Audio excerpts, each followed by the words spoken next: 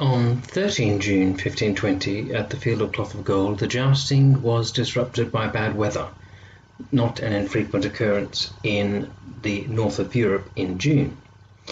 So there was no jousting. Instead, there were displays of wrestling and also of archery.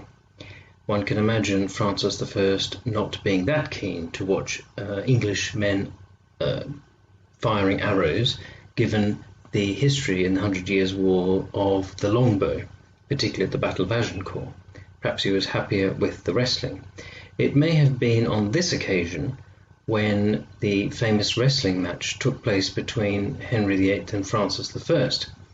Henry, perhaps with Francis watching wrestling, shaped up to him, and not knowing that Francis was actually a very good wrestler and had been trained by Breton masters, he was worsted in the bout and ended up on his backside, as you can see in this picture from the cartoon from the 1930s. And it shows Henry having been worsted by Francis just before dinner.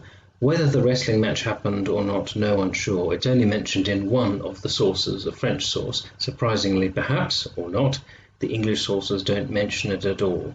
But I think if there was a wrestling match, it was probably as a result of Henry's efforts literally to get to grips with Francis and try to make him conform to the peace agreement and thus make Henry very important again in the Europe of the time.